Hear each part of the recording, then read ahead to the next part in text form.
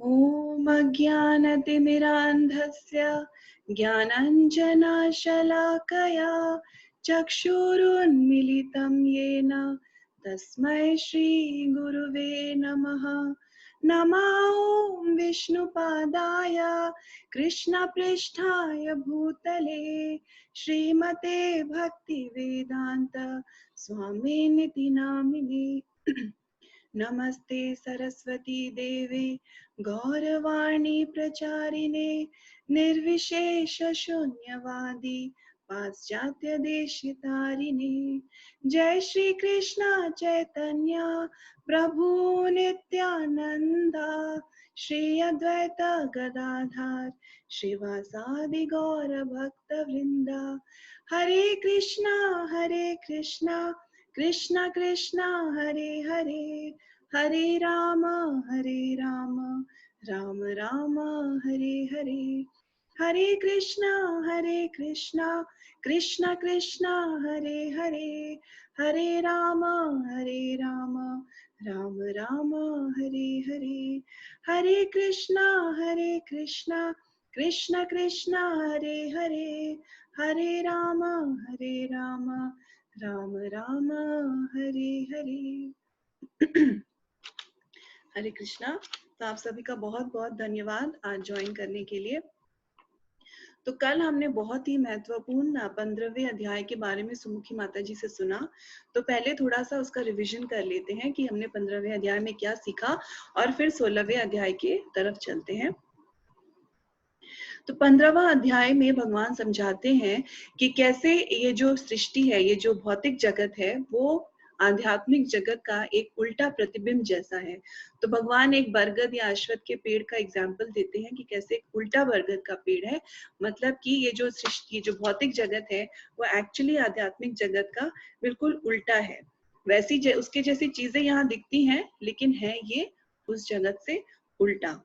तो जैसे कि हमारे जो भाव होते हैं, हमारे जो कार्य होते हैं, वो सब आध्यात्मिक जगत से बिल्कुल उल्टे होते हैं।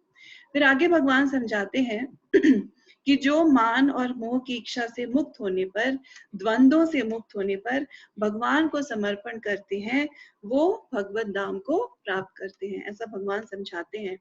फिर आगे भगवान समझाते हैं कि उस भौतिक जगत, उस आध्यात्मिक जगत में न तो सूर्य की जरूरत है, न चंद्रमा की जरूरत है, वो अपने आप ही प्रकाशमान है। और जो एक बार उस आध्यात्मिक जगत में चले जाते हैं, वो वापस फिर इस भौतिक जगत में नहीं आते हैं। फिर भगवान समझाते हैं कि इस भौतिक जगत में जो सूर्य है, चंद्रमा है और जो अग्नि है, उसका तेज भी भगवान से ही आता है। उनकी शक्ति से सभी ग्रह अपनी जगहों पे स्थिर रहते हैं। फिर भगवान समझाते हैं कि चंद्रमा के रूप में कैसे उस चंद्रमा की जो रोशनी है, उससे सारी सब्जियों में रस आता है।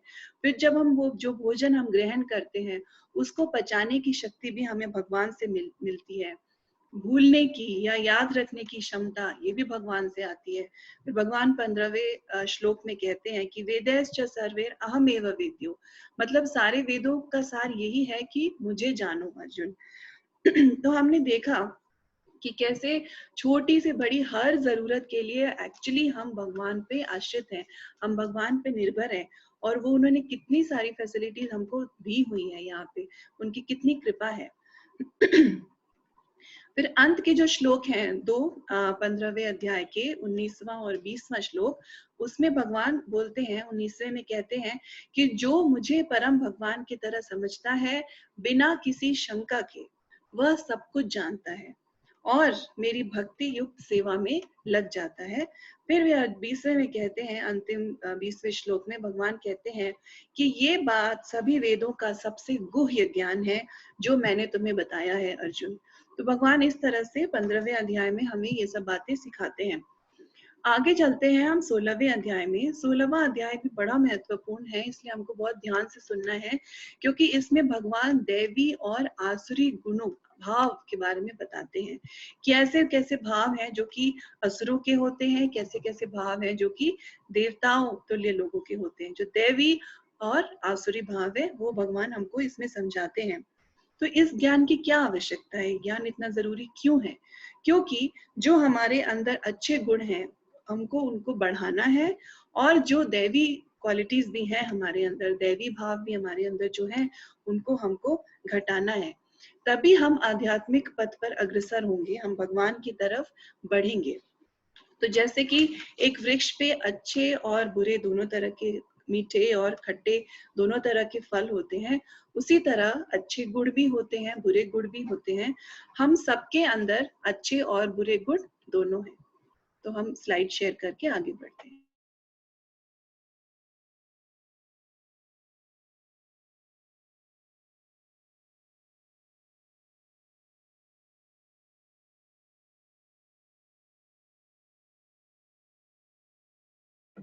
अगर किसी टाइम मेरी आवाज ठीक से ना आ रही हो तो प्लीज मुझे बताइएगा। आई होप आप सबको स्क्रीन तो क्लियरली नजर आ रहा होगा। जी माता जी। हरे कृष्ण, थैंक यू। तो ये है इस 16वें अध्याय का टॉपिक, दैवी तथा आसुरी भाव। भगवान हमें समझाएंगे कौन से भाव दैवी है, कौन से आसुरी है, इनको बढ़ाना किसको है, किसको घटाना है, ये हमें भगवान समझाएंगे ताकि हम भक्ति के पथ पर अग्रसर हो सके। तो यहाँ इस पहले स्लाइड में देखते हैं कि अध्याय 15 में भौतिक जगत के बरगद के पेड़ का वर्णन करते हुए बताया गया है कि कैसे 3 गुण शाखाओं का को पोषण देते हैं, जो हमें कल सुमुखी माता जी ने बड़े अच्छे से समझाया। अब अध्याय 16 में उस पेड़ की ऊंची और निचली शाखाओं का वर्णन किया जाएगा। तो अगर हम अपने अंदर दैवी गुण बढ़ाते हैं, उसको और अच्छे से करते हैं, तो हम इस शाखा पर ऊपर जाएंगे, तो हम अच्छे और अच्छे, एक तो यहाँ पे भी जीवन अच्छा, और हम उछले जो ऊंचे ग्रह हैं उनकी तरफ अग्रसर होंगे, भगवान की तरफ बढ़ेंगे। और अगर हम अपने अंदर जो आसुरी गुण हैं उनको ही रखे रहेंगे, बढ़ेंगे वो अगर, तो फिर हम नीचे जाते रहेंगे। तो देखते हैं हम आगे की श्लोक नंबर 1 से 9 तक में भगवान समझाते हैं। सबसे पहले वो सबसे जो पहले 3 श्लोक हैं उसमें भगवान 26 ईश्वरीय गुणों की व्याख्या करते हैं, जो इस बरगद के पेड़ पर चढ़ने में सहायता करते हैं। इस बरगद के पेड़ पर चढ़ने में सहायता का मतलब होता है कि हम कैसे ऊंचे ग्रहों की तरफ जाएं और हम अपने जीवन को और अच्छा बनाएं, आध्यात्मिक पथ पर अग्रसर हों। उसको ऊपर जाना कहते हैं, और नीचे जाना मतलब हम और निचली योनियों में चले जाएं, इस तरह की बातें। और अंततः मुक्ति की ओर ले जाते हैं। ये 26 गुण ऐसे हैं कि अगर हम अपने अंदर ये लेके आए तो हमको ये ऊपर ले जाते हैं, अच्छा बनाते हैं और अंततः मुक्ति की ओर ले जाते हैं। इसके बाद कृष्ण ने आसुरी गुणों और मानसिकता की व्याख्या की, जो पेड़ पर नीचे ले जाते हैं और फिर नर्क तक ले जाते हैं। तो निचली योनियों तक और इवन नर्क तक हमको ले जा सकते हैं ये आसुरी गुण। कृष्ण इन गुणों के फायदे और नुकसान भी बताते हैं। तो भगवान हमको इन सब गुणों के फायदे और नुकसान भी बताने वाले हैं। तो जो पहले 3 श्लोक हैं, भगवान उसमें कहते हैं, भगवान ने कहा, हे भरतपुत्र, निर्भयता, आत्मशुद्धि, आध्यात्मिक ज्ञान का अनुशीलन, दान, आत्म संयम, यज्ञ परायणता, वेदाध्ययन, तपस्या, सरलता, अहिंसा, सत्यता, क्रोध विहीनता, त्याग, शांति, छिद्रान्वेषण में अरुचि, समस्त जीवों पर करुणा, लोभ विहीनता, भद्रता, लज्जा, संकल्प, तेज, क्षमा, धैर्य, पवित्रता, ईर्ष्या तथा सम्मान की अभिलाषा से मुक्ति, ये सारे दिव्य गुण हैं जो दैवी प्रकृति से संपन्न देव तुल्य पुरुषों में पाए जाते हैं। तो अगर आपके पास भगवत गीता हो और आप इस जो पहले 3 श्लोक हैं उनको पढ़ें, तो श्रीला प्रभुपाद ने इसकी बड़ी ही सुंदर व्याख्या की है, हमको बहुत अच्छे से समझाया है। एक एक क्वालिटी को लेके प्रभुपाद ने हमको बहुत अच्छे से समझाया है। तो कितना हमें कृतज्ञता फील करनी चाहिए श्रीला प्रभुपाद के लिए कि 70-75 की उम्र, जिसमें कि लोग बस रिटायर होके आराम करना चाहते हैं, ऐसे टाइम पे प्रभुपाद ने इस भक्ति का प्रचार किया।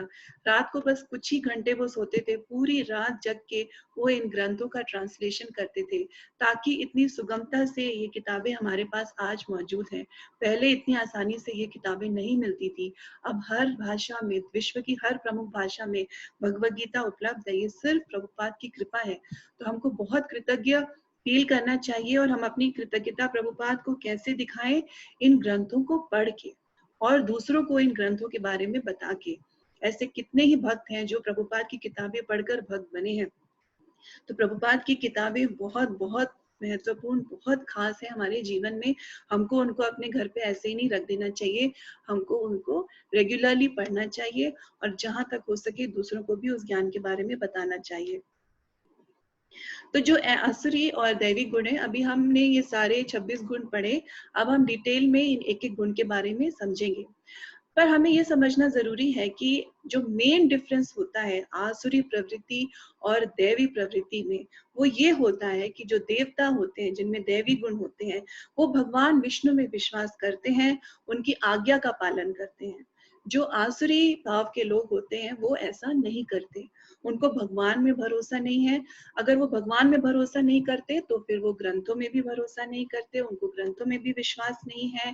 फिर उनको जो संत है महात्मा, उनकी वाणी में भी उनको कोई श्रद्धा नहीं है, वो उसको बिल्कुल भी फॉलो नहीं करते हैं। तो सृष्टि की शुरुआत से ही आसुरी और दैवी गुण वाले लोग रहे हैं। तो देवता और असुर में हमेशा ये भेद रहा है और उनके बीच आप सब जानते हैं समय समय पे संग्राम भी होते रहे हैं। तो ये एक बहुत बेसिक डिफरेंस है कि जो दैवी गुण वाले हैं वो भगवान को मानते हैं, आसुरी गुण वाले नहीं मानते हैं। जैसे कि अगर कोई दैवी गुण वाला है, कोई ब्राह्मण है, वो गाय को देखेगा, तो वो उसके मन में क्या विचार आएंगे कि अरे गौ माता कितनी अच्छी है, वो उनका ख्याल रखना चाहेगा।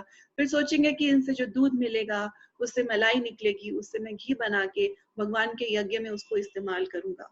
लेकिन जो आसुरी प्रवृत्ति वाले हैं, वो क्या सोचेंगे कि इस गाय का मांस मैं खा सकता हूँ। तो दोनों की थिंकिंग में कितना बड़ा डिफरेंस है, ये उनके भाव दिखाते हैं।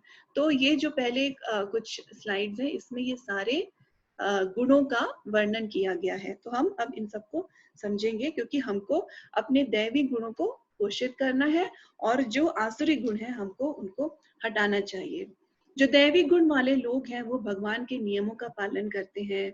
सभी वस्तुओं को भगवान, जो भी हमारे पास है, उसको भगवान का उपहार मान के स्वीकार करते हैं। भगवान और उनकी संतानों के प्रति निस्वार्थ सेवा का भाव होता है।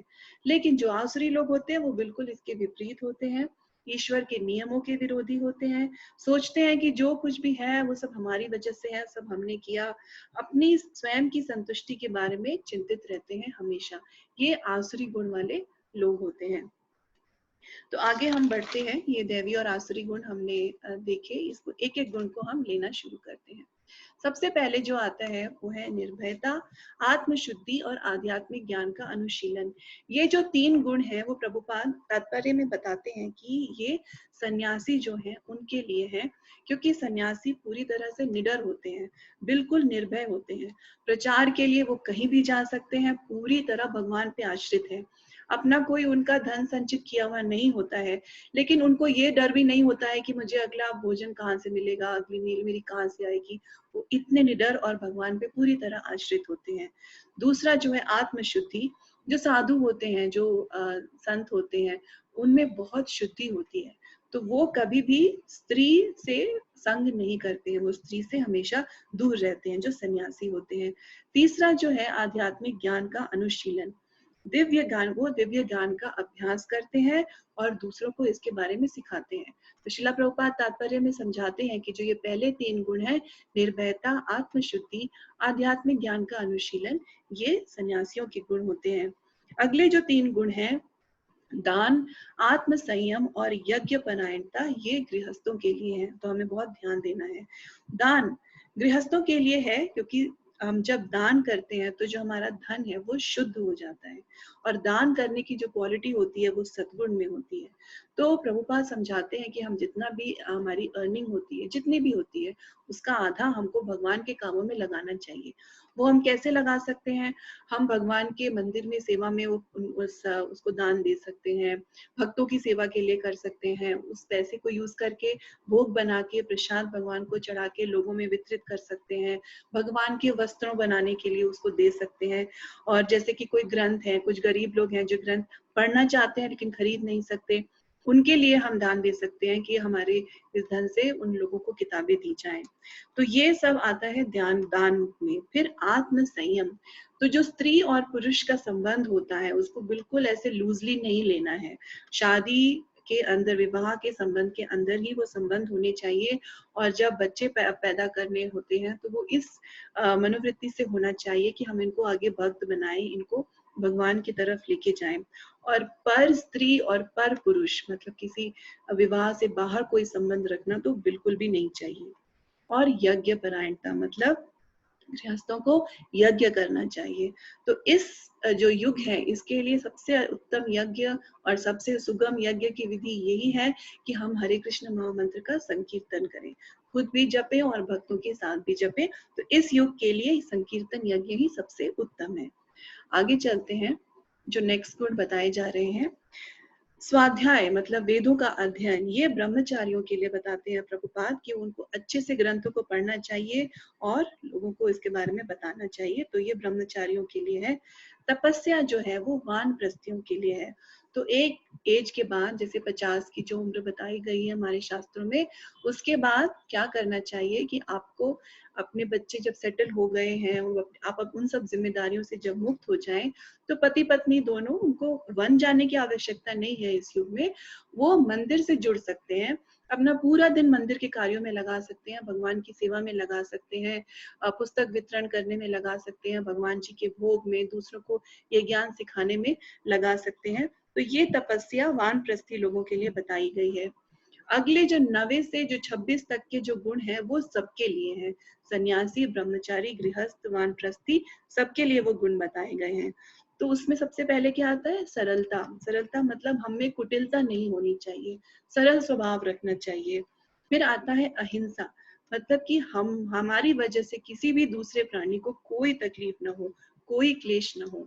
और अहिंसा का एक बहुत बड़ा रूप ये भी होता है कि हम भगवान के नाम का प्रचार करें, ज्यादा से ज्यादा लोगों को इस भक्ति का ज्ञान दें, उनको इससे जोड़ें। तो उससे क्या हो रहा है कि हम जो आत्मा है उसकी बहुत बड़ी मदद कर रहे हैं, इसलिए ये भी अहिंसा में आता है।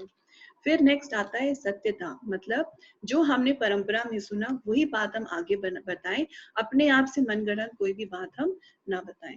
नेक्स्ट चलते हैं, क्रोध विहीनता, मतलब कि अनावश्यक क्रोध कभी भी नहीं करना चाहिए। अगला आता है त्याग, मतलब हम सब कुछ भगवान कृष्ण की सेवा में लगाएं। फिर शांति, मतलब हमें शांति बना के रखना चाहिए, मन में विचलित नहीं होना चाहिए। नेक्स्ट आता है दूसरों में गलती न देखना, मतलब दोषारोपण नहीं करना। तो जो गुरु हैं, जो माता पिता हैं, जो टीचर्स हैं, उनको अपने बच्चों को, अपने शिष्यों को, अपने स्टूडेंट्स को उनकी गलती बतानी पड़ती है, तभी वो इम्प्रूव करेंगे। तो उसके बाद नहीं हो रही है ये जो अनावश्यक कुछ लोग होते हैं जो बिना बात मुफ्त का ज्ञान बांटते हैं ना, ये उसके बारे में बताया जा रहा है कि दूसरों में गलती हमें इस तरह से नहीं देखना है, अपनी गलती को ज्यादा ध्यान देना है, दूसरों में इस तरह से अनावश्यक गलतियां नहीं निकालनी है। नेक्स्ट आता है सभी जीवों के लिए अनुकंपा, मतलब हमें सभी जीवों के लिए करुणा भाव रखना है। तो वो हम करुणा कैसे दिखा सकते हैं? उनको भगवान की ज्ञान देके, उनको भगवान से जोड़ के। तो जैसे कि ऋषभ प्रभु ने भी ये कहानी हमें बताई थी कि एक बच्चा है जो अपने माता पिता से बिछुड़ गया है, तो हम उसको सबसे बड़ी हेल्प क्या कर सकते हैं? उसको उसके पिता से मिलवा के। तो हम जो यहाँ पे इतने सारे जो जो आत्माएं हैं, जो व्यथित हैं, परेशानी में हैं, अगर हम उनको भगवान से जोड़े, ये सबसे बड़ी करुणा हम उनको दे सकते हैं। नेक्स्ट आता है लोभ से मुक्ति, मतलब हमें लोभी नहीं होना चाहिए। इसको हम कैसे अपने लाइफ में उतार सकते हैं? दान देके। जो भी हमने धन संचित किया, हमें समझना चाहिए कि भगवान की कृपा से है, तो भगवान और उनके भक्तों और अन्य जीवों की मदद में हमको उसको लगाना चाहिए। तो इसमें इंग्लिश की एक सेइंग है कि लीव मनी और मनी लीव्स यू, मतलब पैसे का दान करते रहो, नहीं तो अंत में तो एक समय ऐसा आएगा ही जब ये सब कुछ छोड़ के चले जाना है, कोई अपने साथ उस इनकम को लेके तो जाएगा नहीं। तो जैसे बिल गेट्स और मेलिंडा गेट्स का एक बहुत बड़ा एग्जाम्पल है, इतने अमीर हैं वो, लेकिन अपनी 75% उन्होंने अर्निंग, जो भी उनका वेल्थ है, वो उन्होंने डिसाइड किया हुआ है कि वो चैरिटी में लगाएंगे। तो ये बहुत ही बुद्धिमानी का काम है कि हम जब तक हैं तब तक हम अपने धन को बहुत अच्छे अच्छे काम में लगाते रहे, जितनी भी हमसे बन पाता है, जितनी भी हमारी क्षमता है। नेक्स्ट क्वालिटी आती है भद्रता, जिसको कि इंग्लिश में हम कहते हैं जेंटलनेस। तो मतलब सबसे मित्रता रखना, सबसे प्यार से रहना। उसके बाद आता है लज्जा। लज्जा मतलब मॉडेस्टी, तो ये जैसे कि हम जो वस्त्र पहने वैसे वस्त्र पहने जो कि हमारे शरीर को ढके। शर्म होनी चाहिए, वो जैसा आज का ट्रेंड है उस तरह से नहीं होना चाहिए, और इसी को एडवांसमेंट नहीं समझ लेना चाहिए कि अगर हम इस तरह के कपड़े पहन रहे हैं वेस्टर्न और शरीर को दिखाने वाले तो वो ही एडवांसमेंट है। ऐसा बिल्कुल भी नहीं है। हमारे अंदर लज्जा होनी चाहिए। फिर नेक्स्ट आता है संकल्प, मतलब कि हमारा मन इधर उधर न भटके, हम पेशेंस के साथ रहें। तो भक्ति में भी हमको इसको उतारना है कि हम अगर माला कर रहे हैं और कुछ टाइम तक माला कर रहे हैं, अचानक से हम अधीर ना हो जाए कि कुछ चेंज नहीं हो रहा है, ये नहीं हो रहा, ऐसे नहीं परेशान होना है।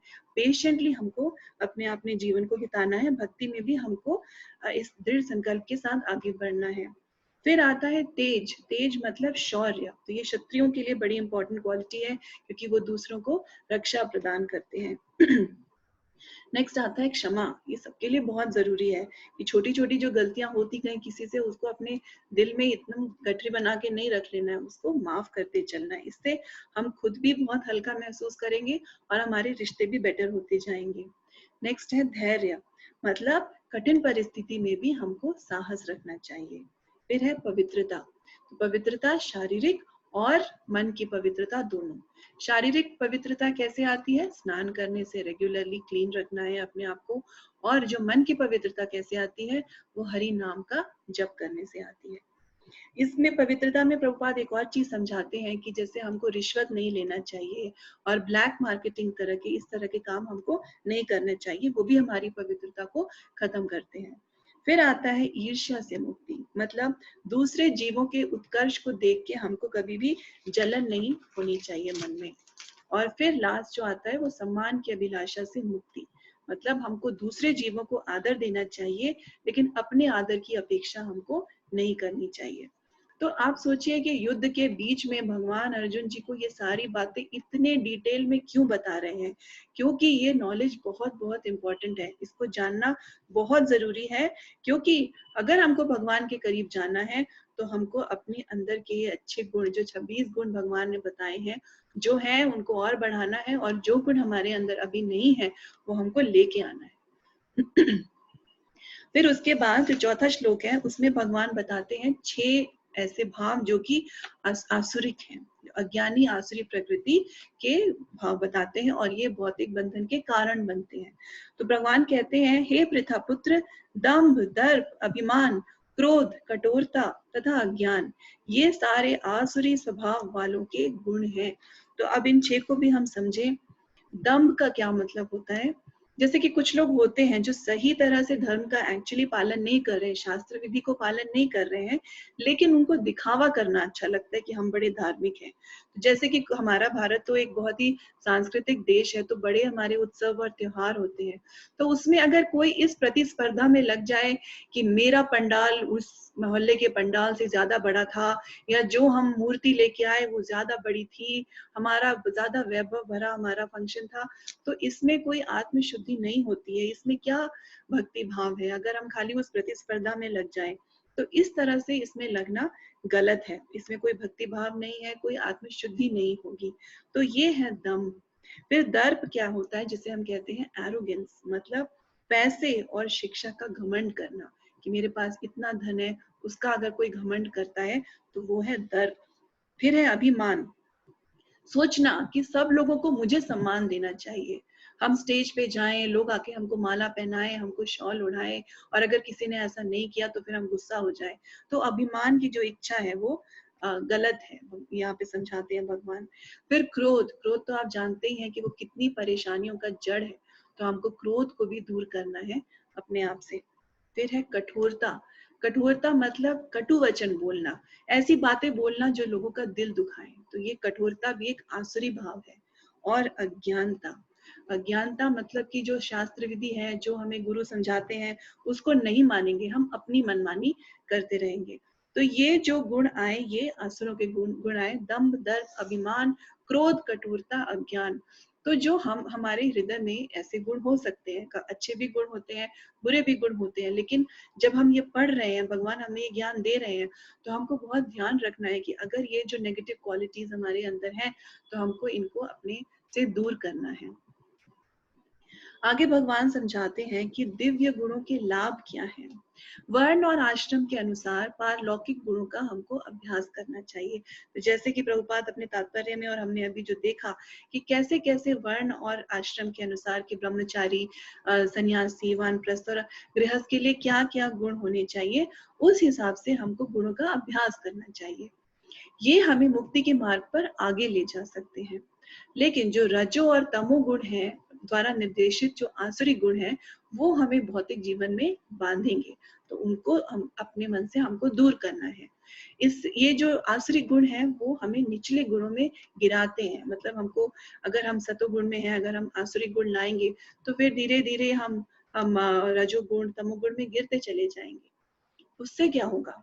मनुष्य के रूप में जन्म या निम्न जीवन और नरक तक की प्राप्ति हो सकती है।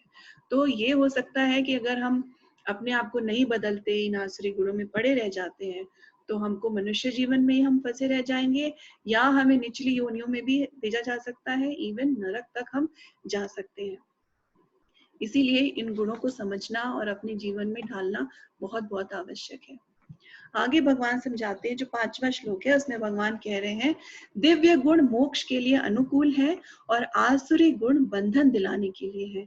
हे पांडुपुत्र, तुम चिंता मत करो, क्योंकि तुम दैवी गुणों से युक्त होकर जन्मे हो।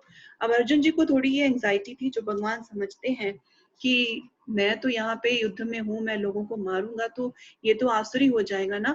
लेकिन भगवान उनको समझाते हैं, कृष्ण ने अर्जुन को आश्वासन दिया कि युद्ध में उनकी जो भागीदारी है वो आसुरी नहीं है। अर्जुन दिव्य गुणों से उत्पन्न हुए हैं और पक्ष और विपक्ष का वो विचार कर रहे थे। क्रोध, झूठी प्रतिष्ठा या कठोरता के प्रभाव में अर्जुन जी नहीं थे।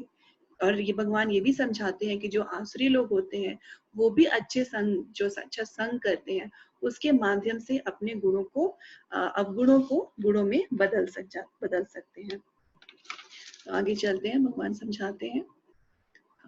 इसमें हम यहाँ पे थोड़ा ठहरे और कुछ अगले स्लाइड्स में हम एक एग्जाम्पल दें। देखिए देवताओं और असुरों का, जिसमें कि हम समझते हैं कि जो देवताओं की माता है, जो उनके जो पिता हैं, असुरों और देवताओं के वो सेम है, कश्यप मुनि के ही संतानें हैं, लेकिन देवों की माता है अदिति और असुरों की माता है दिति। अब यहाँ पे हम समझते हैं, जो भागवतम से ये लिया गया है कि अदिति के क्या योग्यता थी। वो बड़ी धैर्यवान और कर्तव्य परायण थी। तो उनके क्या गुण थे? वो स्वार्थ रहित थी, कर्तव्य परायण पत्नी, धैर्यवान, शांत, ईर्ष्या से मुक्त और धर्म का पालन करने वाली थी।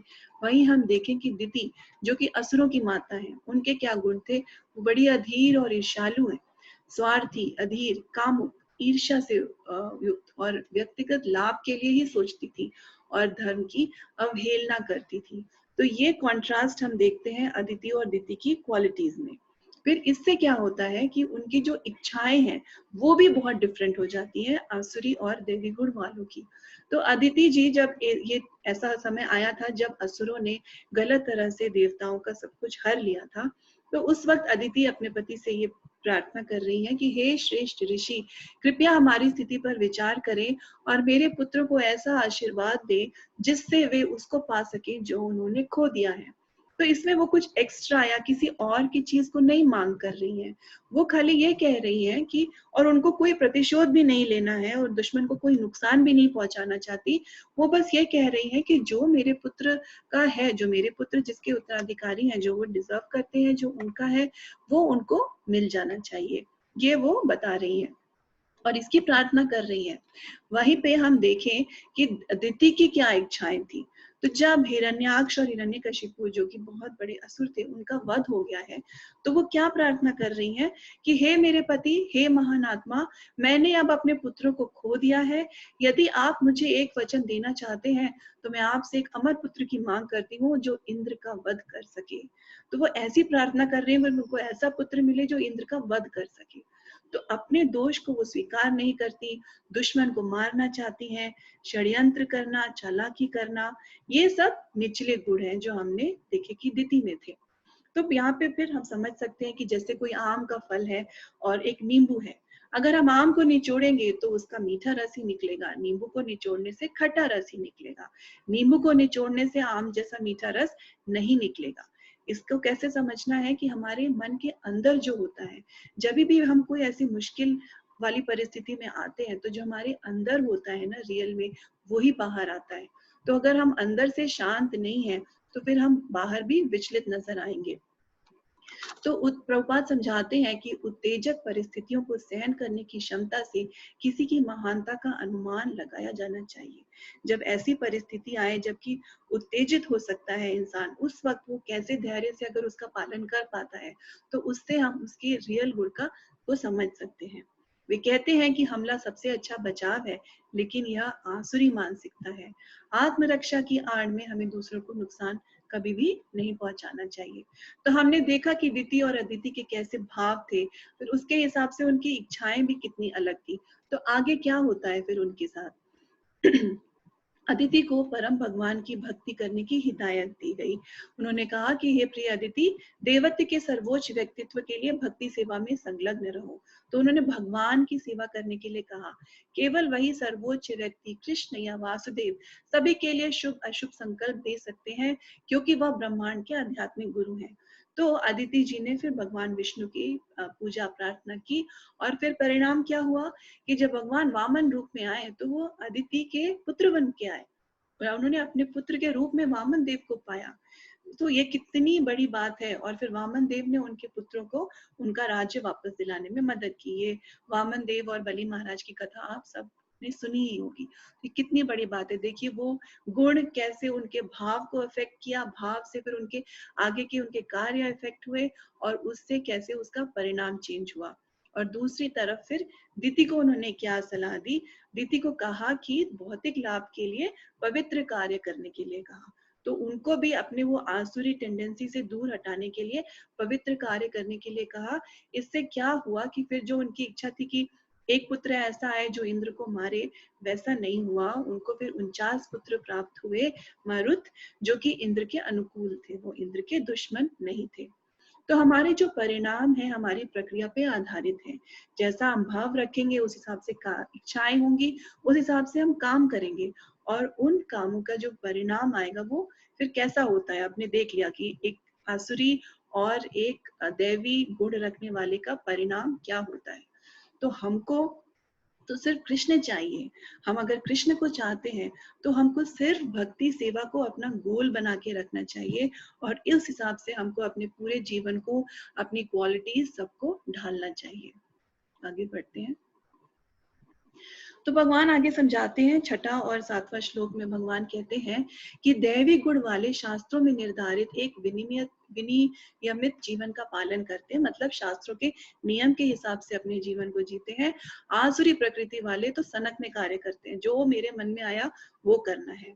वैदिक निर्देशों का वो पालन नहीं करते, पता नहीं उनको कि क्या करना चाहिए क्या नहीं करना चाहिए, और वैदिक शास्त्रों में उनको कोई आस्था नहीं है, ना तो उनमें अंदर मन से, न ही बाहरी रूप में उनमें कोई सफाई है। उनका व्यवहार भी उचित नहीं है, और उनमें कोई सच्चाई नहीं है। ये 6वां और 7वां श्लोक है।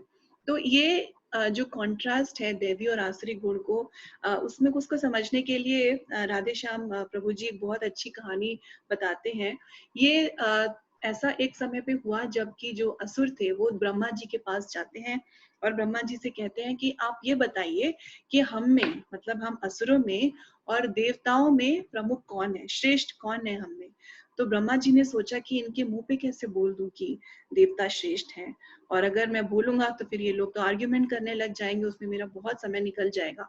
तो ब्रह्मा जी ने कहा कि अभी मैं इसका जवाब नहीं दे सकूंगा, पर कुछ समय बाद आपको पता चल जाएगा कि आप श्रेष्ठ हैं या देवता श्रेष्ठ हैं। तो फिर कुछ दिनों बाद एक बहुत ही भव्य समारोह का आयोजन किया गया, जिसमें कि देवताओं को भी इनविटेशन था और असुर लोग भी आए, सभी आए।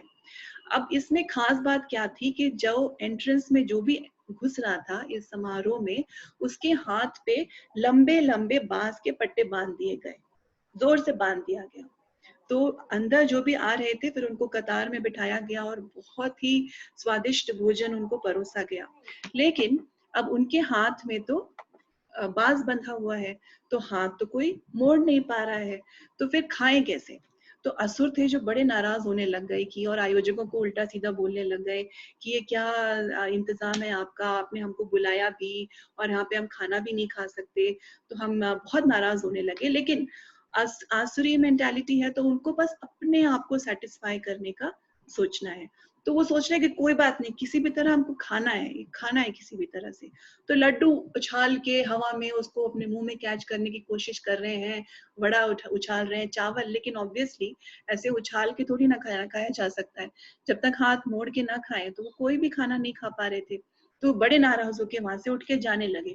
तब तक फिर उन्होंने देखा कि ये देवता लोग क्या कर रहे हैं। असुर लोग तो गुस्सा हो रहे हैं, लेकिन देवता लोग क्या कर रहे हैं। तो देवताओं का मन इतना पवित्र और शुद्ध है कि वो अपने बारे में ना सोच के दूसरों के बारे में सोच रहे थे। तो वो क्या कर रहे थे कि कोई बात नहीं, मैं नहीं खा सकता, कोई बात नहीं। सामने वाले को बुला ले रहे थे, आगे आप आगे आइए, और अपने हाथ से उठा उठा के उनको खिला रहे थे। तो फिर सामने वाले इनको भी खिलाने लग गए। इस तरह से दोनों आमने सामने बैठ के दोनों ने भोजन को पा लिया। तो फिर ब्रह्मा जी ने असुरों को बोला कि अब आप खुद देख सकते हैं कि आप श्रेष्ठ हैं या देवता श्रेष्ठ हैं। तो जो जो आसुरी गुण वाले हैं वो सिर्फ अपने बारे में सोचते हैं, दूसरों के बारे में नहीं सोचते।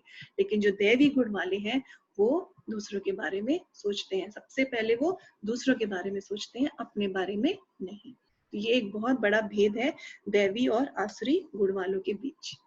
आगे भगवान समझाते हैं 8वें श्लोक में। भगवान कहते हैं कि ये आसुरी लोगों के बारे में भगवान कह रहे हैं। वे कहते हैं कि यह जगत मिथ्या है, इसका कोई आधार नहीं है और इसका नियमन किसी ईश्वर द्वारा नहीं होता। उनका कहना है कि यह काम इच्छा से उत्पन्न होता है और काम के अतिरिक्त कोई अन्य कारण नहीं है। तो जो आसुरी मेंटालिटी वाले लोग हैं वो ये कहते हैं कि दुनिया असत्य है, लौकिक अभिव्यक्ति संयोग से पैदा होती है, कोई भगवान नियंत्रण में नहीं है, जीवित प्राणी बस पदार्थ के संयोजन से उत्पन्न होते हैं और कामेच्छा हर चीज को बनाए रखती है। मतलब कि दुनिया का तो कोई आधार है ही नहीं, ईश्वर काल्पनिक है, बस स्त्री और पुरुष के बीच संबंध होता है, उसी से बच्चे पैदा होते हैं, ये दुनिया आगे बढ़ती जाती है। बट ये कितनी मूर्खता की बात है। कोई छोटी सी छोटी मशीन भी होती है तो भी उसको चलाने वाला कोई होता है। हमारी सृष्टि में सूरज समय से उग रहा है, चंद्रमा आते हैं, सारे मौसम बदलते हैं, और जो अनाज है, फसल है, वो उग रही है, पेड़ पौधे उग रहे हैं। तो ये कैसे हो रहा है अगर कोई इसका सृष्टिकर्ता नहीं है। तो ये लोग हमेशा फिर असंतुष्ट रहेंगे, ज्यादा से ज्यादा पाप करेंगे, ज्यादा से ज्यादा पाने की होड़ में लगे रहेंगे, और फिर ये निचली योनि को प्राप्त होंगे और नरक तक में जा सकते हैं। तो ये है दैवी गुण वालों की सोच, उन लोग का दर्शन। आगे देखते हैं। भगवान बताते हैं कि राक्षसों के नेतृत्व में आधुनिक सभ्यता विनाश की ओर ले जाती है। ये 9वां श्लोक है जिसमें भगवान ये समझा रहे हैं कि दानव खुद से अनजान है, कि खुद सोच ही नहीं पा रहे कि हम एक्चुअली हैं कौन, और अपनी ही कोई थिंकिंग, अपनी ही कोई सोच बना के रखते हैं। वे बुद्धिहीन हैं, अपने स्वयं, शरीर और अन्य चीजों के बीच भेदभाव नहीं कर पाते, इस भौतिक दुनिया का अधिकतम आनंद लेने का प्रयास करते हैं, आध्यात्मिक जीवन के सिद्धांतों से लोगों को दूर ले जाते हैं। तो ऐसे लोग भगवान, ये जो है एक्चुअली दुनिया के दुश्मन है ये लोग, क्योंकि वो सबको भगवान से दूर लेके जाने की चेष्टा करते हैं। भगवान कह रहे हैं 9वें श्लोक में, ऐसे निष्कर्मों का अनुगमन करते हुए आसुरी लोग जिन्होंने आत्मज्ञान खो दिया है और जो बुद्धिहीन है, ऐसे अनुपयोगी एवं भयावह कार्यों में प्रवृत्त होते हैं जो संसार का विनाश करने के लिए होते हैं। तो ऐसा करते हैं ये आसुरी लोग। नेक्स्ट जो सेक्शन है वो श्लोक संख्या 10 से 18 तक है, जिसमें भगवान समझा रहे हैं। आसुरी गुणों का संक्षेप में वर्णन करने के बाद कृष्ण ने आसुरी प्रवृत्ति वाले लोगों की गतिविधियों, मानसिकता और गुणों का वर्णन किया है। देखते हैं भगवान क्या समझाते हैं। भगवान, जो हमने अभी 9वां श्लोक पढ़ा, उसको हम आगे समझते हैं कि जो आसुरी लोग हैं वो क्या कार्य करते हैं। भयानक, दर्दनाक, संकटपूर्ण, अत्याचारी गतिविधियां होती हैं ऐसे लोगों की, जैसे कि पशु की हत्या, विनाश के परमाणु हथियार, वधशाला, शराब की भट्टी, सिगरेट के कारखाने, नाइट क्लब, बड़े पैमाने पर औद्योगिक विकास और व्यापार, जो कि हमारे नेचर को, हमारी इस पूरी सृष्टि को, प्रकृति को बहुत हानि पहुंचाता है। उस तरह की तकनीकी उन्नति और मनुष्यों के प्रति हिंसा और क्रूरता, ये सब होता है आसुरी लोगों का कार्य। आगे बढ़ते हैं। इन लोगों का दृष्टिकोण क्या होता है? आसुरी लोगों का भगवान समझाते हैं कि वे वासना में डूबे हुए होते हैं और इंद्रिय तृप्ति की इच्छाओं को बढ़ाते रहते हैं। वे घमंडी होते हैं, अपने ही भगवान बनाएंगे और अपने ही धर्म सिद्धांतों का पालन करेंगे। अधिक से अधिक काम और धन के लिए आकर्षित होते हैं, अशुद्ध होते हैं क्योंकि ये शराब, पर स्त्री का संग, जुआ और मांस खाने के लिए आकर्षित होते हैं। कृत्रिम रूप से अपने लिए झूठा सम्मान पैदा करते हैं। ऐसे लोग नरक की ओर बढ़ रहे हैं, लेकिन खुद को उन्नत समझेंगे। भगवान कह रहे हैं 10वें श्लोक में, कभी न संतुष्ट होने वाले काम का आश्रय लेकर तथा गर्व के मद एवं मिथ्या प्रतिष्ठा में डूबे हुए आसुरी लोग इस तरह मोहग्रस्त होकर सदैव क्षण भंगुर वस्तुओं के द्वारा अपवित्र कर्म का व्रत लिए रहते हैं। उनका विश्वास है कि इंद्रियों की तुष्टि ही मानव सभ्यता की मूल आवश्यकता है।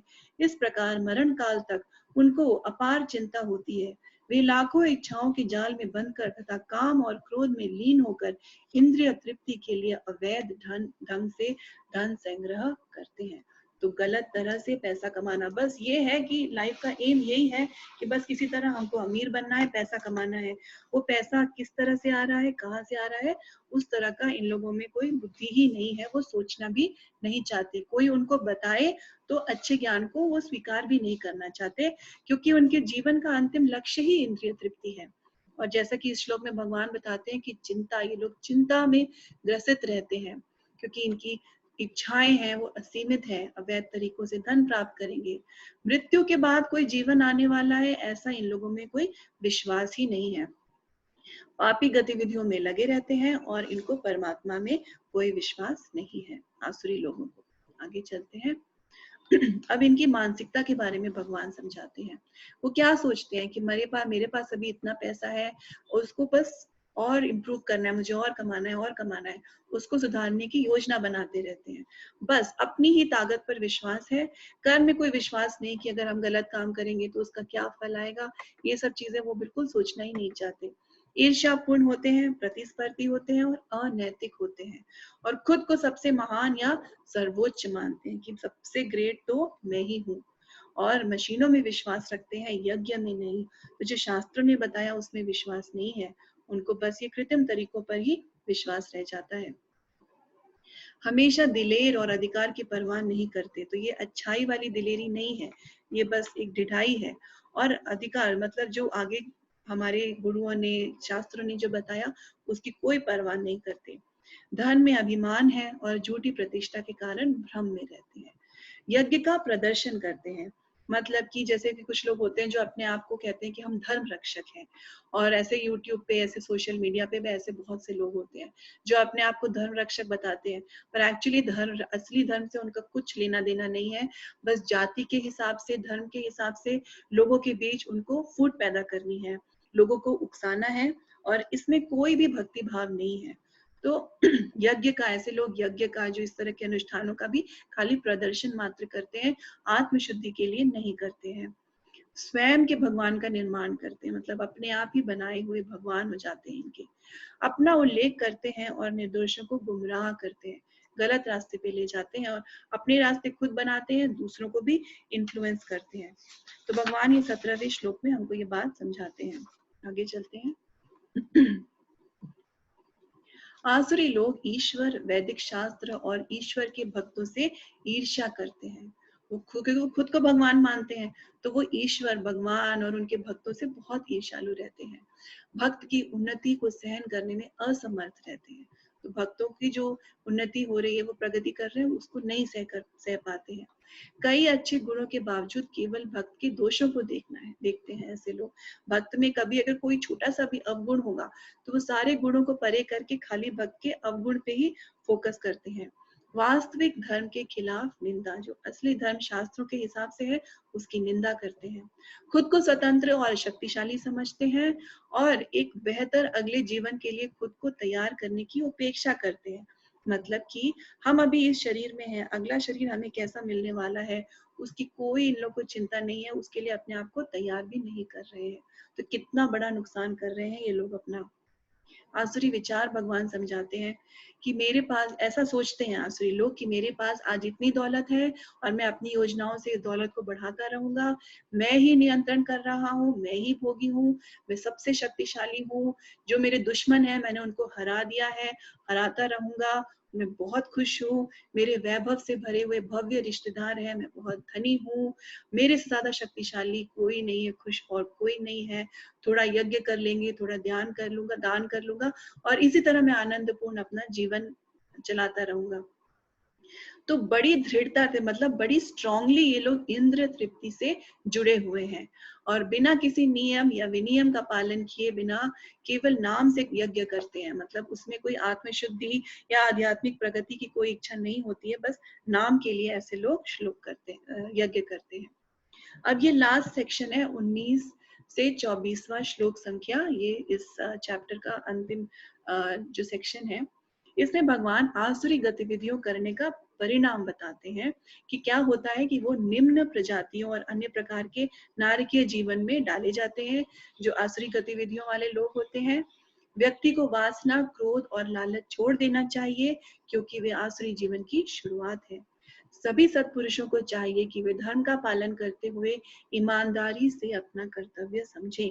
दिव्य और आसुरी के बीच अंतिम अंतर यह है कि दिव्य शास्त्रों का पालन करते हैं और असुर ऐसा नहीं करते हैं। तो जो 19वां श्लोक है उसमें भगवान समझा रहे हैं कि व्यक्ति अपनी सनक के अनुसार कार्य कर सकता है, इतनी इंडिपेंडेंस सबको है कि हम चूज कर सकते हैं, लेकिन उससे क्या होगा, जैसे हमने अपने कार्य किए उस हिसाब से हमको अगला जीवन मिलने वाला है।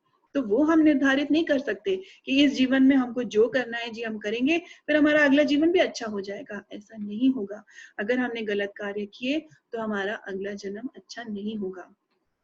भगवान राक्षसों को राक्षसों के घर में डालते हैं कि अगर किसी की प्रवृत्ति राक्षसीय है तो फिर उसको वैसे ही जन्म दिया जाएगा और सदा विभिन्न आसुरी प्रजातियों में वो इंसान डोलता रह जाएगा। तो जैसे कि अगर किसी को हमने दिया, एक एरोप्लेन दिया कि आप ये लो और चलाओ इसको, और वो लेके क्या कर रहा है कि उसको खाली रनवे पे घुमा रहा है, तो फिर ये तो उस एरोप्लेन का मिस यूज है। मतलब जिस कार्य के लिए वो एरोप्लेन यूज किया जा सकता है, हवा में उड़ने के लिए यूज किया जा सकता है, वो ना करके ऐसा काम कर रहे हैं जो कि एक रिक्शा भी कर सकता है। तो फिर ऐसे व्यक्ति से वो एरोप्लेन छीन के उसको वो रिक्शा दे दी जाएगी। तो मतलब हम बड़े भाग्यशाली हैं कि हमको ये मनुष्य शरीर मिला है।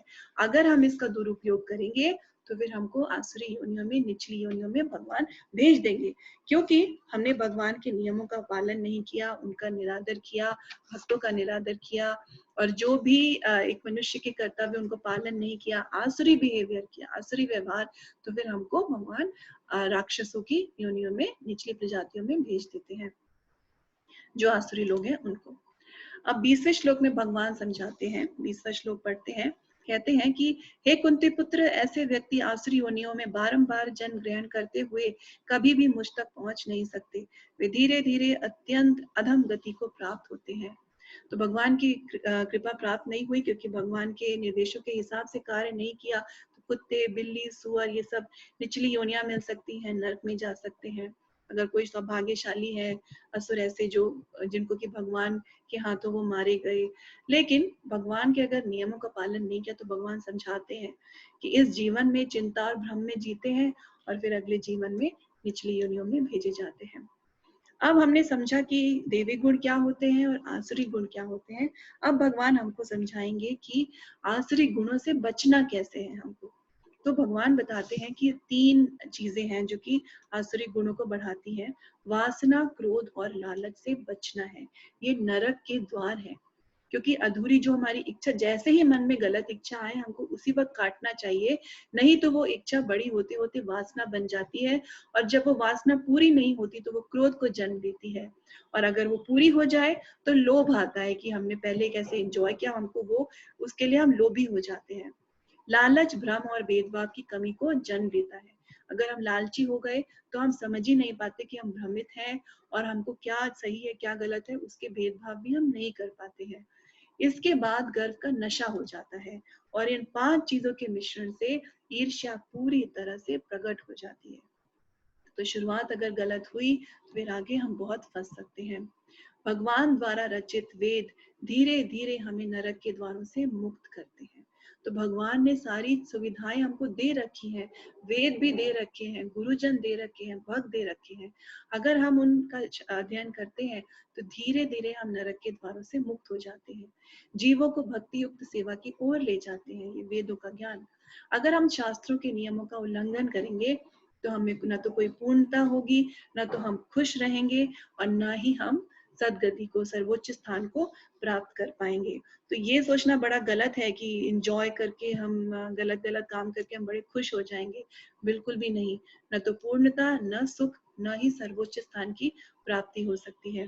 जो लोग भक्ति सेवा में लगे हुए हैं वो पहले से ही वैदिक साहित्य की सभी समझ पा चुके हैं, सही निष्कर्ष समझ चुके हैं। तो जो भगवान की सेवा में लगते हैं, हमको ये समझना चाहिए कि वो सारे वेदों का सार समझ चुके हैं। लेकिन जो लोग कृष्ण चेतना में नहीं है, उनके लिए यह सुझाव है कि वो शास्त्रों का पालन करें। पर भक्त इन सबसे बहुत आगे पहुंचा हुआ होता है। रजोगुण और तमोगुण से जो कि आसुरी जीवन के कारण है, उससे हमको खुद को ऊपर उठाकर सतोगुण के लेवल तक लाना है।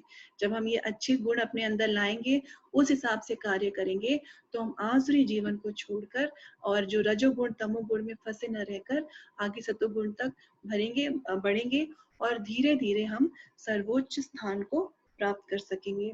तो इसके हम लेवल समझ सकते हैं कि हमको गुरु का आश्रय लेना चाहिए, शास्त्रों का अध्ययन करना चाहिए, अपने जीवन में थोड़ी तपस्या लानी चाहिए, इंद्रियों पे नियंत्रण रखना चाहिए, और इस तरह से फिर हम आध्यात्मिक ज्ञान को प्राप्त कर सकेंगे।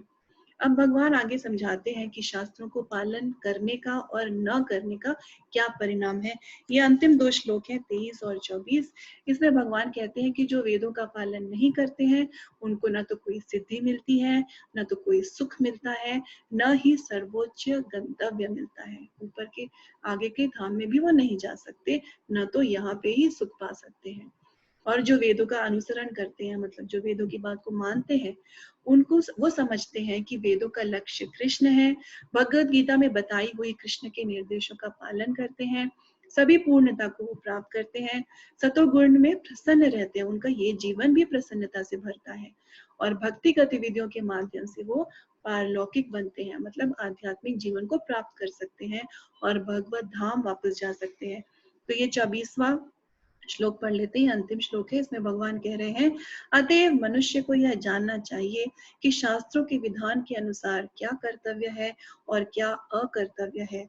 उसे विधि विधानों को जानकर कर्म करना चाहिए, जिससे वह क्रमशः ऊपर उठ सके। तो जो लोग शास्त्रों को न पालन कर रहे हैं, उनका क्या हश्र होता है, आप देख रहे हैं। जो पालन कर रहे हैं, जो आसुरी गुणों से अपने आप को दूर रखते हैं, फिर वो दैवी गुण पाते हैं और भगवान को प्राप्त कर सकते हैं। जैसे भगवान बोल रहे हैं, भगवत धाम वापस जा सकते हैं।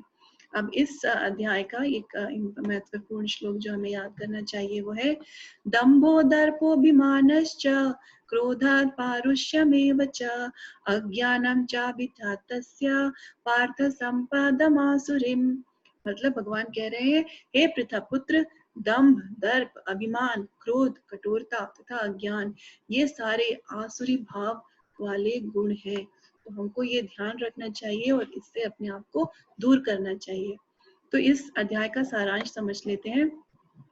ईश्वरीय गुण जो हमें बरगद के पेड़ पर उच्च शाखाओं और मुक्ति के लिए ऊपर उठाते हैं, और आसुरी गुण जो हमें निचली शाखाओं तक खींचते हैं और अंततः नरक में ले जाते हैं। जिनके पास आसुरी प्रवृत्तियां हैं, उनकी गतिविधियां, मानसिकताएं और गुण भगवान ने समझाए, और फिर आसुरी गतिविधियां करने का परिणाम बताया कि वो निम्न जन्मों में जाते हैं और अन्य नरकीय जीवन को प्राप्त करते हैं। वासना, क्रोध और लालच, वासना, क्रोध, लालच, ये 3 चीजें हैं, इनको हमको छोड़ देना चाहिए, क्योंकि वे आसुरी जीवन की शुरुआत है। हमें दैवी शास्त्रों का पालन करना चाहिए और जो दैवी लोग हैं वो शास्त्रों का पालन करते हैं, आसुरी लोग ऐसा नहीं करते हैं। भक्त सीधे भक्ति सेवा में जाते हैं और सभी निचले गुणों को पार कर जाते हैं। तो भक्त तो सतो गुण से भी ऊपर बढ़ जाते हैं, वो इतने शुद्ध और प्रेममयी होते हैं। तो श्लोक संख्या 4, 7 और 18 ये महत्वपूर्ण श्लोक हैं जो हमको पढ़ने चाहिए। अब ये समझना, हमने अभी तो गुण समझ लिए कि क्या दैवी गुण है, क्या आसुरी गुण है, हमको दैवी गुणों को अपनाना है, बढ़ाना है, आसुरी गुणों से अपने आप को दूर रखना है। लेकिन अब इसको प्रैक्टिकली हम कैसे अपने जीवन में लाएं, कैसे हम अपने दैवी गुणों को बढ़ाएं। तो भगवान इतने इतने कृपालु पिता हैं हमारे कि वो जानते हैं हमारी कितनी लिमिटेशंस हैं, तो वो हमको हर चीज का सुगम रास्ता देते हैं। तो इस युग में भगवान चैतन्य महाप्रभु की पूजा करने और हरे कृष्ण महामंत्र का जप करने से हमारे आसुरी गुण आसानी से नष्ट हो जाते हैं। भगवान की इतनी बड़ी कृपा है कि उन्होंने इतना सुगम मार्ग जो हमको दिया है। हरे कृष्ण महामंत्र का जप, चैतन्य महाप्रभु की पूजा ध्यान पूर्वक जप करने से हमारे आसुरी गुण आसानी से नष्ट हो जाते हैं। तो ये भगवान की बहुत बहुत बड़ी कृपा है। जगाई और मदाई की कथा शायद आपने पिछले किसी क्लास में सुनी होगी, मैं उसको संक्षेप में यहाँ बताने का प्रयास करती हूँ। जगाई और मदाई चैतन्य महाप्रभु के समय पे दो भाई थे। उनका जन्म तो ब्राह्मण परिवार में हुआ था, लेकिन अब जो गलत संगत की वजह से उनका जो उनके जो हैबिट्स थे, उनके जो सब बहुत गलत थे, वो बहुत गलत गलत कार्यों में लग गए थे। सब शराब पीना, पर स्त्री का शोषण करना और जुआ खेलना, चोरी करना, लोगों को मारना, इस तरह के बहुत सारे आसुरी गुण उनमें थे। तो एक बार क्या हुआ कि नित्यानंद प्रभु जो स्वयं भगवान बलराम जी हैं, वो इतने कृपालु अवतार में हैं कि वो घर घर जाते थे और लोगों से हाथ जोड़कर ये विनती करते थे कि आप भगवान का नाम लीजिए, बोलो कृष्णा, भजो कृष्णा, करो कृष्ण शिक्षा। हाथ जोड़ के सबसे वो ये विनती करते रहते थे। तो जगाई और मदाई से भी उन्होंने कहा कि ये सब छोड़ दो, अच्छे कामों में लगो, भगवान का नाम लो। तो जगाई मदाई बड़े नाराज हुए और उनको वहां से बड़े ही निरादर करके उनको वहां से उनको हटाया। उसके बाद एक दिन और फिर नित्यानंद प्रभु इतने करुणा से भरे हैं कि फिर वो उनके पास गए और इस वक्त पे जगाई मदाई ने जिस मिट्टी के पात्र में वो शराब पी रहे थे उसको तोड़ के नित्यानंद प्रभु के सिर पे मारा और उनका खून बहने लगा। ये सुन के भगवान चैतन्य बड़े ही क्रोध में आए और वो भाग के वहां पहुंचे और अपने चैतन्य रूप में भगवान कृष्ण है ये वो पूरे दिखाते नहीं है क्लियरली, लेकिन इस लीला में फिर उन्होंने अपने सुदर्शन चक्र का आह्वान किया और वो जगाई मदाई का वध करना चाहते थे, क्योंकि उन्होंने उनके भक्त को इतनी पीड़ा दी, इतना निरादर किया उनके भक्त का। लेकिन नित्यानंद प्रभु ने हाथ जोड़कर उनसे कहा कि नहीं, आप तो दया के सागर हैं, इनको प्लीज छोड़ दीजिए, इनको मत मारिए प्रभु, इन पे दया करिए। तो फिर जगाई मधाई ये नित्यानंद प्रभु की करुणा देख के फिर उनका हृदय भी परिवर्तित हो गया। फिर चैतन्य महाप्रभु ने कहा कि अगर नित्यानंद प्रभु आपको क्षमा करेंगे तो मैं आपको क्षमा करूंगा। फिर जगाई मधाई पूरी तरह से बदल गए, वो बहुत अच्छे भक्त बन गए और अपनी गलतियों के लिए बहुत पश्चाताप करने लगे। भगवान चैतन्य ने उनसे कहा कि तुम ये वादा करो कि तुम हरि कृष्ण महामंत्र का जप करोगे, हरि नाम लोगे और आगे से अब तुम कोई पाप नहीं करोगे। और इस तरह से हरि नाम के जप से, भक्तों की करुणा से जगाई मदाई जैसे बड़े पापी भी शुद्ध भक्त बन गए। तो भगवान के नाम में कितनी ताकत है, कितनी शक्ति है। हमको कभी भी ये नहीं समझना चाहिए कि बड़ी सिंपल, इतने सिंपल रास्ते को फॉलो करने से कैसे हमें भगवान का प्रेम मिल सकता है, ऐसा बिल्कुल भी नहीं सोचना चाहिए। ये रास्ता सुगम सरल जरूर है, लेकिन ये बहुत पावरफुल रास्ता है, ये बहुत बहुत स्ट्रॉन्ग रास्ता है। इसको हमको पूरी श्रद्धा से अपनाना चाहिए और ये कभी नहीं सोचना चाहिए कि जो भगवान के नाम के जो ये महिमाएं हम सुन रहे हैं ये सब काल्पनिक है, किसने देखा, कौन जगाई मदाई, किसने जाना। ये सब बातें हमारे शास्त्रों में वर्णित है। और अगर हम अपने आज के जीवन में भी देखें, आप खुद चैंटिंग करके देखिए ध्यान पूर्वक, आपको खुद अपने आप में बदलाव नजर आएगा। और ऐसे कितने ही अनेकों अनेकों इंसिडेंट्स हैं भक्तों के जीवन में जहां हमने देखा कि हरे कृष्ण महामंत्र का जप करने से लोगों में कितना परिवर्तन आया है। अमोघ लीला प्रभु एक बहुत अच्छी इस बारे में एक इंसिडेंट बताते हैं, एकदम रियल लाइफ है, दिल्ली की बात है। तो वहां पे कॉलेज के स्टूडेंट्स को प्रीचिंग कर रहे थे भक्त। तो एक भक्त थे वो आके पूछे कि क्या करना है, क्या आप लोग का विधि है, तो उनको बताया गया कि आप हरे कृष्ण महामंत्र का जप करिए, मंदिर आइए, प्रोग्राम्स अटेंड करिए। तो उनको ऐसे पूरा विश्वास मन में नहीं आया था, लेकिन वो हरे कृष्ण महामंत्र का जप करना शुरू उन्होंने कर दिया, भक्तों का संग करना शुरू कर दिया, मंदिर आने लगे और वो करने लगे। अब ये जो प्रभु थे, जो कि कॉलेज के स्टूडेंट थे, ये बहुत गुस्से वाले हुआ करते थे, छोटी छोटी बात पे बिल्कुल आग बबूला हो जाया करते थे। 6 महीने बीते इनको हरे कृष्ण महामंत्र का जप करते करते। फिर वो समय आया जब भक्त लोग कॉलेजेस के सामने भगवत गीता और अन्य पुस्तकों का वितरण कर रहे थे।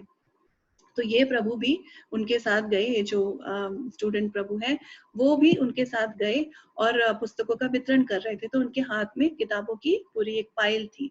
तो उसी कॉलेज का एक बहुत ही ईर्ष्यालु स्टूडेंट आया और बोला, ये क्या आप लोग कर रहे हैं, क्या किताबें किताबें किताबें बांटने चले आए।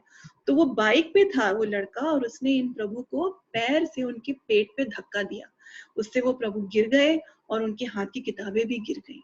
तो जो आसपास अन्य जो विद्यार्थी थे, उन्होंने उस लड़के को आगे जाके उसकी बाइक रोकी, उसको पकड़ के लेके आए, बोले कि प्रभु इसने आपको मारा ना, अब आप बताइए इसको हमको क्या सजा दें, आप बताइए। तो ये जो प्रभु थे, जो स्टूडेंट थे, जिन्होंने अभी 6 महीने से चैंटिंग अच्छे से कर रहे थे, उन्होंने कहा कुछ मत करो, छोड़ दो इसको, कोई बात नहीं।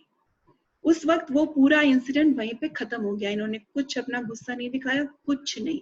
और फिर वो अपने जब कॉलेज के रूम में वापस आए तो वो फूट फूट कर रोने लगे, क्योंकि उनको समझ में आया कि मैं कितना गुस्से वाला था, और भगवान का नाम मैंने लिया उस भक्तों का संग से, मेरे अंदर इतना चेंज आ गया कि ये इतनी गुस्सा होने वाली बात थी जो उस लड़के ने मेरे साथ की, मुझे ऐसे धक्का देके गिराया, ग्रंथों को गिराया, लेकिन मुझे गुस्सा आया ही नहीं।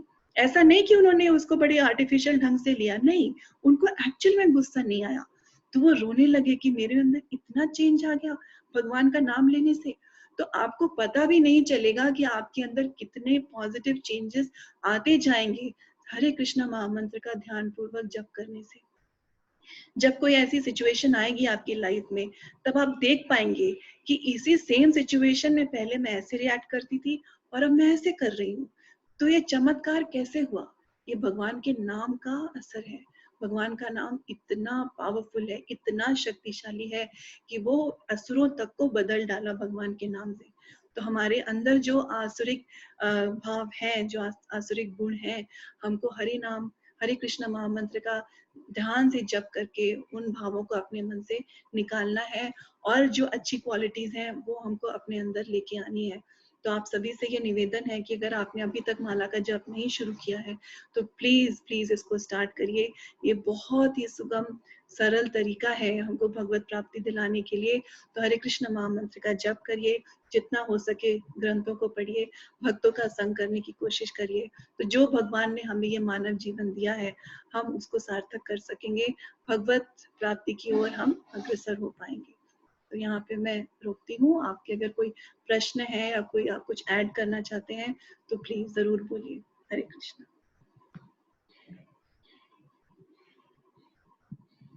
आप अपने आप को अनम्यूट करके अगर कोई प्रश्न है तो पूछ सकते हैं।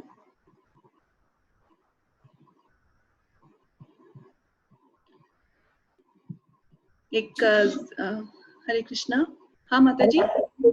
वैष्णव अपराध कौन कौन से होते हैं? जी माता जी। वैष्णव अपराध। वैष्णव अपराध।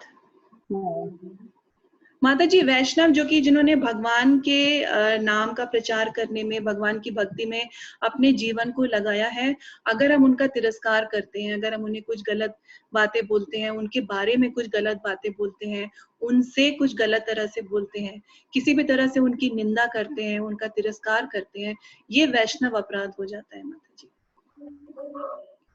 हरे कृष्ण माता जी। हरे कृष्ण। तो एक बहुत स्पेशल धन्यवाद मैं हर ग्रेस प्रेमा पद्मिनी माता जी का देना चाहूंगी। आप सब देख रहे हैं उन्होंने कितने प्यार से ये सारी स्लाइड्स बनाई है। हमने सिर्फ उसको हिंदी में ट्रांसलेट किया है, बाकी ये सारी स्लाइड्स उस हर चैप्टर का हमको सार समझ में आए, उसके लिए माता जी ने कितनी मेहनत की है। तो हम बहुत बहुत आभार प्रकट करना चाहेंगे माता जी का इस भगवत गीता के ज्ञान को समझने के लिए। आप सभी को भी बहुत बहुत प्रणाम, आप सभी को बहुत बहुत धन्यवाद। अगर कोई प्रश्न है तो आप मैसेज भी कर सकते हैं, और अगर आप अभी पूछना चाहें तो प्लीज पूछिए।